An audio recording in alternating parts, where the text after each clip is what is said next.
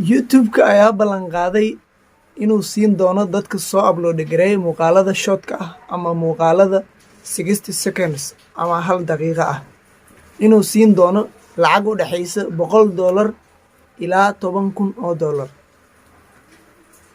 laakiin sharuudaha YouTube-ka monetization sharuudaha la iskaga baahnaa lagugu xirayay wax sharuudo ah sidii monetization sharuudaha saacadaha iyo subscribers la isku xiray adigoonan haysan wax subscribers ayaa lacag ka suubin kartaa. laakiin sharuudda kaliya lagu xiraya waxaa waaye inaa hesho views fara badan.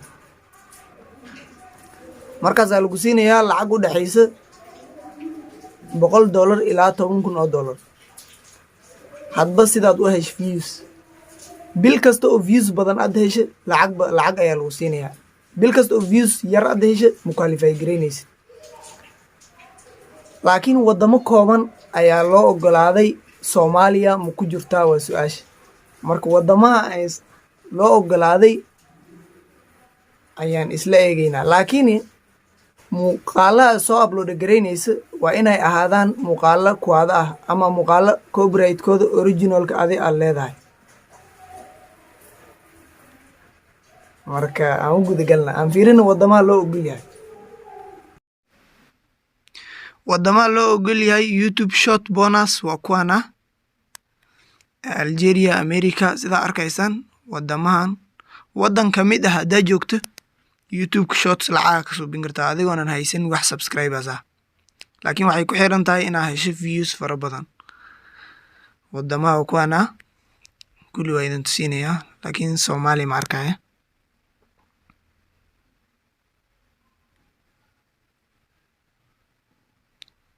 South Africa, South Korea, Soomaaliya ma arkaya. Uganda ku jirta. marka wadamahan wadan ka mid ah hadaa joogto YouTube shorts lacag ka soo bin kartaa.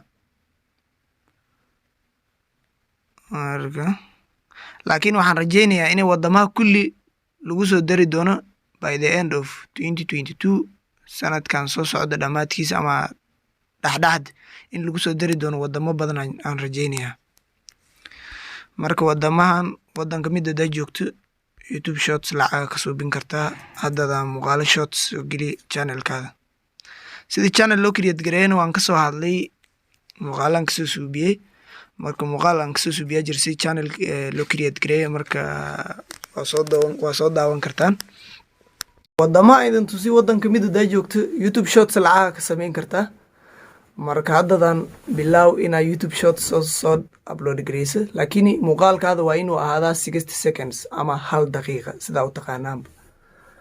marka copyright inaa iska ilaaliso muhiimaddu waxaa waaye muuqaalkaada ah inaad soo geshato oo aad iska leedahay oo copyright qof kale uu lahayn. hataa edition looma ogola.